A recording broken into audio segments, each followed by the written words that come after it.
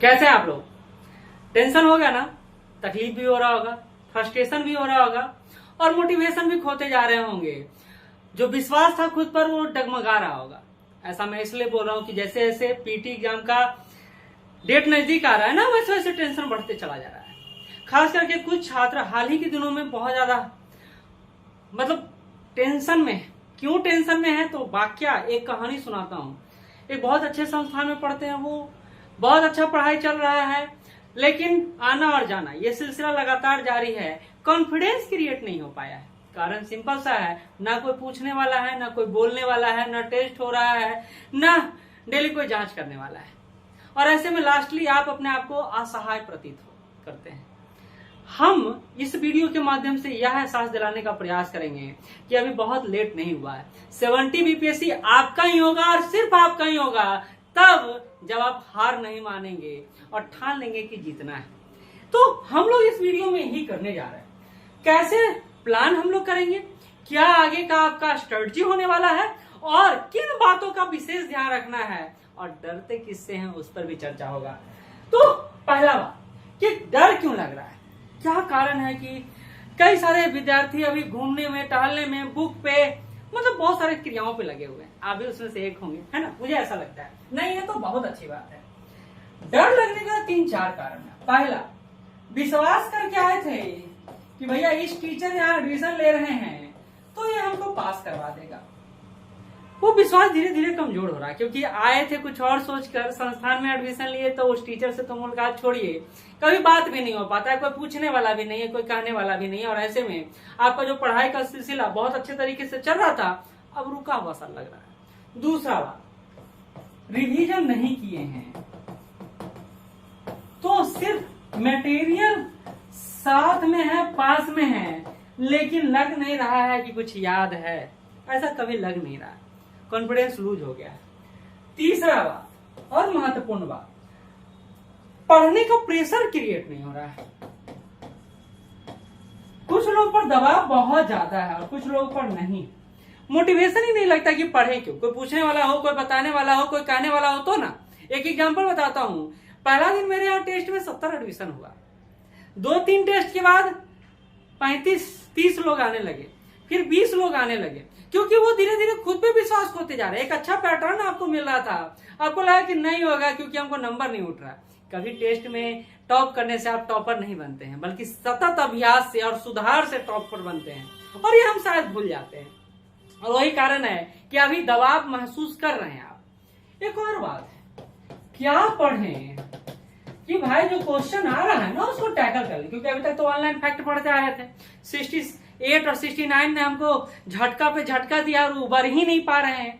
Current कहां से पढ़े, हिस्ट्री कहां से पढ़े, बौखलाहट हो गया है।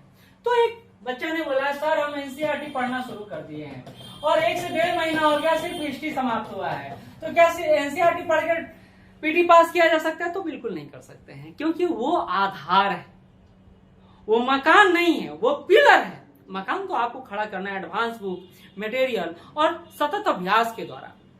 मेरी बातें कई सारे लोगों को चुभेगा कि ये तो ऐसे बोल रहे हैं, वैसे बोल रहे हैं, लेकिन आप जिंदगी में इसको अप्लाई करके देखिए, मजा आ जाएगा, समझ में आएगा कि मैं क्या बात कह रहा हूं आपसे। ठीक है, तो ये सारी गलतियां हैं जिसके कारण हम प्रेशर में हैं। अब करना क्या है उस पर आते हैं। क्या करना है? तो सबसे पहले बात, विश्वास करना है खुद पे, सेल्फ मोटिवेटेड होना है कि आप कर सकते हैं। कई लोगों से मेरा बात होता है और उनका जब मोटिवेशन देखता हूं, उनका जब विश्वास खुद पे देखता हूं, तो मैं आश्चर्यचकित रह जाता हूं। किसका होगा सर? अगर मेरा नहीं होगा तो किसका होगा? जज्बा आपको यूनिक बनाता है। टॉपर वही बनता है, सारे लोग टॉपर नहीं बनते हैं। 4 लाख 5 लोग 10 लाख लोग बैठते जरूर हैं। टॉपर वही बनता है जो प्रेशर हैंडल करना जानता है। टॉपर वही बनता है जिसको स्ट्रेटजी पता हो। टॉपर वही बनता है जो भीड़ से अलग हटकर काम कर रहा हो। यहाँ पैसे का वैल्यू नहीं है, वैल्यू किसका है पता है आपको? टाइम का वैल्यू है। तो आप कोई ऐसा काम ना करें जिससे आपका टाइम लैप्स हो। टाइम लैप्स हो, ये काम आप नहीं करेंगे। अगर क्लास आपको अच्छा नहीं दे रहा है, कोचिंग आपको अच्छा नहीं दे रहा, फीस पेड कर दी है, तब भी उसके पीछे भाग रहे हैं, दौड़ रहे हैं, पैसा दिए हैं, तो पैसा का वैल्यू नहीं है, टाइम का वैल्यू है। टाइम का वैल्यू है। तो टाइम लैप्स ना करें, एक्स्ट्रा एक्टिविटी में ना पड़े। और खास करके उन छात्रों को जो तेज तरार छात्र हैं, उनको तो मेरा ये विशेष सजेशन रहेगा, क्योंकि आपको लगता है कि आप अच्छा कर रहे हैं तो आकर्षित होते हैं लोग, और इस आकर्षण के चक्कर में आपका आकर्षण खत्म होता है, दिव्य ज्योति समाप्त हो जाता है आपका, फिर कोई पूछने वाला भी नहीं रहता है। संभल के रहिए। अगर क्या करना है, जो आपने अभी तक नोट्स बनाया है या जो बुक्स पढ़ा है उसको रिवाइज करिए और प्रैक्टिस कीजिए। मैं एक और वाक्य बताता हूं। मेरे क्लास में 15 दिन पहले पीटी में कई सारे लोग एब्सेंट हो रहे थे, लगातार एब्सेंट हो रहे थे। उनका मानना था कि बहुत जानते हैं, ये जानते हैं, वो जानते हैं, वहां कर रहे हैं, ये कर रहे हैं, वो कर रहे हैं। मैंने डेली टेस्ट स्टार्ट किया 15 दिन पहले से। क्लास को उपस्थिति तो बढ़ाई, साथ ही मैंने पेरेंट्स को भी टाई अप कर दिया कि भाई देखिए आपके बच्चे क्या कर रहे हैं। डेली टेस्ट, डेली मोटिवेशन और डेली डीमोटिवेशन, डेली पढ़ने का जज्बा आपको जब आएगा ना तो मजा आ जाएगा। बिल्कुल सही कर रहा हूं, मजा आ जाएगा। तो आप रिवीजन को फिर प्रैक्टिस में उतारिए, और प्रैक्टिस दो तरह का कीजिए। एक तो PYQ कीजिए और दूसरा काम कीजिए टेस्ट सीरीज ज्वाइन जरूर कीजिए। उसमें हम भी आपका सहयोगी बन सकते हैं, श्योर सक्सेस भी आपका सहयोगी बन सकता है। ये दो काम आपको जरूर करना है।